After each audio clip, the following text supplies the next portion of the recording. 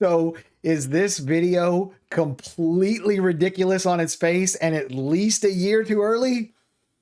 Yeah, it is. But I've got good news for you. If you're looking for somebody to blame for this ridiculous video, I was actually having a conversation a few days ago with Psychophobic, the leader of the Suspect Guild, and Vladis, the content creator for Ashes of Creation. And I was just telling them about this video idea that they had. And they were both like, oh my God, make that video. That video needs to exist. Go right now. Please go make that video. Now, I suppose you could say there's a possibility that they were just trying to get me to leave. Like, no, go. Yeah, great. Go make that video. It's possible. I don't think that's what it was. So if you want somebody to blame for the existence of this video, Psychophobic and Vladis are the two people that you want to blame. And I will put their Discord links, their personal cell phone numbers and addresses and social security numbers down in the description below so you guys can track them down and blame them for the existence of this video. So there are different types of healers that most MMOs have. This one, every MMO has, is the reactionary or bursty healer. This is your typical guy that has big, strong single target heals, big burst healing, and typically the main healer in a group, the one that is responsible for bringing people back, from the near dead. The big weaknesses of this type of a play style is usually energy management. Those big heals cost a lot of energy, and you have to learn when you need the big heal, when to use the softer heals, and all that stuff. They typically don't have a lot of AoE, and they almost never have any utility, depending on the game, of course. So these are the abilities that I've chosen for the first build for a reactionary or bursty healer. The first one is Flash Cure. You can see that it has a little 3 in the upper right-hand corner. That's because it has charges. Those charges rebuild over time. So you'll be using this intermittent throughout your rotation. Instantly heal target ally. This may be used during other ability activations.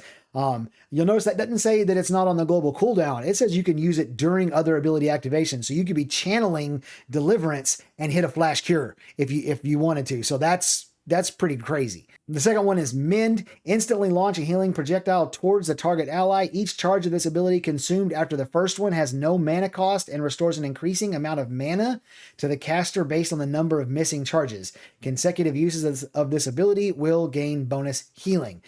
So this is going to be great to give you burst healing, and it also is going to help with your mana regeneration. So it's very important in this rotation. And then Deliverance, it's a held ability, charges up healing energy that heals a target ally upon release, scaling in power the longer it is charged and the more missing health of the target. So this is your big time. If you got a guy that's getting close to death, you could target him, start channeling Deliverance, hit him with a Flash Cure just so that he doesn't die, and then channel it all the way up. And when you hit that ability, it's going to have maximum charge, and he's going to be missing a lot of health, and you'll get a huge heal on him. So this gives you your bursty aspect of it.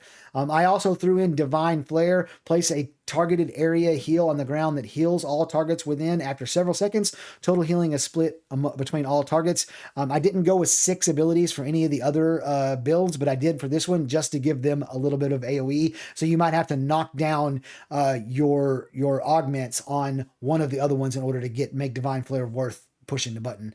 The last two, Blessed Weapon and Divine Infusion, are pretty much in every one of these builds because the Blessed Weapon is going to be very huge for your mana regeneration. It imbues your target's weapon with a radiant light, causing each of their weapon combo attacks to deal additional radiant damage and applies a mana regeneration buff to the caster, that'd be you. Each hit extends the duration of the mana regeneration buff up to a maximum of 15 seconds and has a 10% chance to proc bonus radiant damage and apply a stack of burning to the target. So it's great. It makes your guys do more damage. It can apply debuffs, and it makes you have mana. I think Blessed Weapon is going to be pretty much required on every build. The last one is Divine Infusion. That is, it consumes Divine Power, which is the Cleric's class utility or class ability, the class mechanic, to instantly complete the remaining cast time of any healing spell currently being cast. The amount of Divine Power consumed is proportional to the amount of cast time remaining upon activation. So you'll be building up Divine Power as you're playing, and then you'll be able to use it to get off casts really fast in crucial situations. So the next type of healer is the proactive or maintenance healer. These are great at keeping up the maintenance of the entire group's health, and they usually have pretty good AoE healing. The big weaknesses are action management, and by that I mean global cooldown management. figuring out how many global cooldowns that you can use to be packing on extra hots to your teammates or maybe to everyone, and how often you need to actually put out an actual real heal that's going to do direct healing. The weakness is it always needs a bursty partner. If you don't have somebody who can do the big heals, it doesn't matter if you have good raid health maintenance. So that is, it's a very different type of healer. And it usually requires a certain type of personality who can really like count their global cooldowns and know how far they are away from being able to use the next big direct heal and all that stuff. It's more technical. It's got a high skill cap, but they're great if you have really good ones and you can pair them with a bursty partner that they really like. So on the skills for this one, we have regeneration, bathe your target with restorative energy that heals them over time. Obviously, heal over time is what you're looking for here. And then you got healing glow. Apply a healing over time effect to the target ally. Reapplying this effect extends its duration on the target by its base duration value. So again, this is another one that has charges. This is one that you're going to be applying. You're going to be using it constantly. As the charges come up, you're going to be using it and bouncing those charges to different people on the group and try to make sure that the whole raid just kind of stays hot. It's going all the time. So between regeneration, soothing glow, and communal restoration, you should have health and heal over time going on most of the party most of the time. Communal restoration says restore health to all party members in range instantly, plus additional healing over time. Allies under the hot also receive plus 10% maximum health for its duration, and this can overheal. Then of course we have Blessed Weapon and Divine Infusion, because we've already talked about those are going to be included on most or all of these builds as we go along. All right, our next one is the Preventative or Shield Healer. The strengths of this one is that it is fantastic against chunk damage, especially if you know that the chunk damage is coming, and it is very simple to play. The weaknesses are obviously energy management. Most healing classes, that is the problem, is energy management. And then obviously it's not bursty at all, so you're not going to be using this to get somebody from almost no health to full health very quickly. So it's going to need to be paired with a bursty healer if at all possible. All right, so our abilities on this one. The first one is Barrier, obviously. Sacrifice 25% of your maximum health to place a health shield on a target ally for 10 seconds, and it does not stack, so you can't put multiple barriers on one person and stack them up. Already, I'm thinking about a combo where you have a healer that is throwing this barrier out on as many people as possible, and he's standing near your proactive healer who is constantly throwing down that communal restoration, healing and giving hots to that person all the time so that they constantly have health to be throwing out the shield. Just a little bit of synergy that you can already start to see there. The second one is Defiant Light. Heal target ally for 50% of their maximum health over 10 seconds. If the target would receive fatal damage while under this effect, the effect is consumed and prevents that target's death, healing them for 25% of their maximum health instead. So you can see it's another preventative thing. You're preventing them from dying if they otherwise would have. It also gives you a nice little heal over time there to help with the raid management. And then Chains of Restraint. Call forth spectral chains in a target area that stagger enemies within or stun enemies already under the staggered effect. Then leave behind an area that deals radiant damage each second over 8 seconds. This one is again preventative. If you can stagger or stun a group of enemies before they can even get to your people to hit them, then you are preventing that damage. So you are spending your time barriering people, putting Defiant Light on guys who are getting close to death, and using your Chains of Restoration to prevent the enemies from even getting to or near your allies. And then, of course, Blessed Weapon and Divine Infusion, again, because it's going to be pretty much necessary on all these. All right, now, for this fourth one that we have here, this one is going to be very specific to Ashes of Creation, and it's actually a callback to one of the early game designs for Ashes of Creation. Many years ago, Steven mentioned that clerics in this game were going to need to be up in the battle. You weren't going to be sitting in the back casting spells. You were going to be up in the battle. And over time, that has not necessarily become the case. It's very clear that you're going to be able to make builds that just sit back and heal. But they have given you the tools to create what I'm calling the melee or battle cleric. The strength on this one is that it's going to have big heals. All of the heals that are associated with this are described as being large or big, massive, something like that. And also very strong skill synergy. This class works very well together with all these little abilities that we're going to have. And the weakness is I'm in danger, because you're right up in it. You're going to be right up in, with the tank, hanging out with the tank, with the melee DPS. And so any of those things that are problems for melee DPS, circles that come on the ground and those types of things are going to be problems for you as well. And it's obviously going to have a very high skill needed because of that. All right, so getting started here, we have Healing Touch. Heal target ally in melee range for a large amount of health. Now, depending on the cooldown of this ability, this could be a really, really strong build. We're going to wait to see what the cooldown is on this ability, obviously.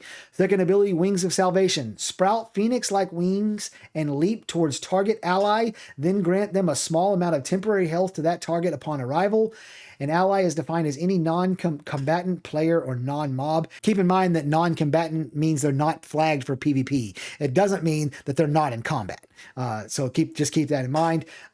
The main reason I included this one is obviously you're going to need to be getting into melee range. You get the temporary health on top of that. You could be spamming that on the tank repeatedly as needed to give them a little health shield if you wanted to. But also, we don't know what type of augments we're looking at here. There's no telling what kind of cool augments and effects and abilities that we could have be put on the target with this Wings of Salvation, depending on what spec choices that we make for our secondary archetype. So just keep that in mind. And then the last one, Consecrating Wave. Send forth a radiance that deals radiant damage to all enemies while healing the 10 nearest allies. Obviously, you could just basically spam this while you're in melee range. It's going to heal everything that you hit that's your friend, and it's going to damage everything that you hit that's your enemy. And again, depending on augmentations, this may have all kinds of great effects to it. I'm already starting to think that this melee battle cleric may be really fantastic. Then I have Blast Weapon because I have it on all these builds. I do not have Divine Power or Divine Infusion on this one because there are no channeled abilities with this one. They're all instant abilities, so that kind of wastes what Divine Power does. And so instead I have Flash Cure, instantly heal the target ally. This may be used during other ability activations. This gives you a little bit of range because sometimes you're not going to be in melee range with who you want to heal, and it also keeps with the theme of everything being instant. All right, so for my last build, I want to tell a little short story. There is an old MMO called Dark Age of Camelot. Some of you may have played it. Some of you may have heard of it. In Dark Age of Camelot, when you pick your class, you have a number of spec lines that you can go down, specialization lines. Different classes have different numbers. In that game, there was a class called the Cleric. It had 3 spec lines. There was a healing line, a buffing line, and a line called Smite, or a damage line.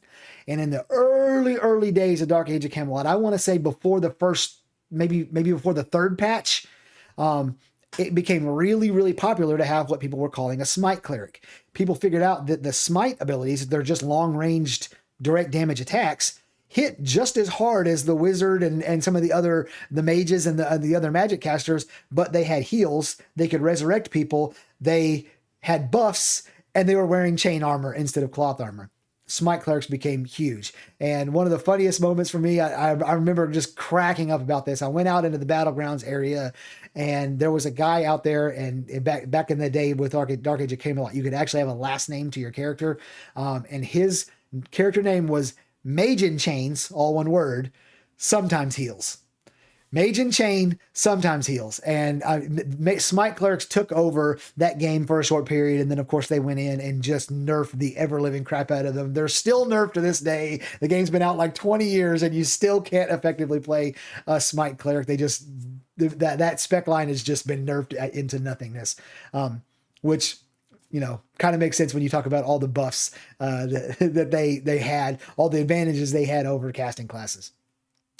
So, with that in mind, I built a Smite Cleric for Ashes of Creation. So right off the bat, we're just calling this a Smite Cleric. The strengths is strong single target damage and very high survivability due to the fact that you have healing and you can wear higher level armor. Now, of course, in Ashes of Creation, you could have a mage wear that armor, so that doesn't matter quite as much. But you still have the heals and you still have the buffs.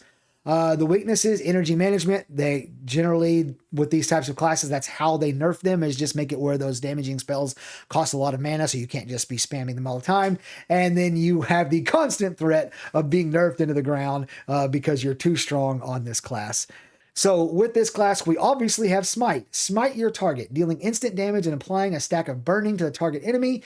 Has no cast time and deals increased damage if activated within melee range of the target. So you could put this in your melee build if you wanted to. I didn't. This attack always critically hits on targets that are under the effect of Condemn.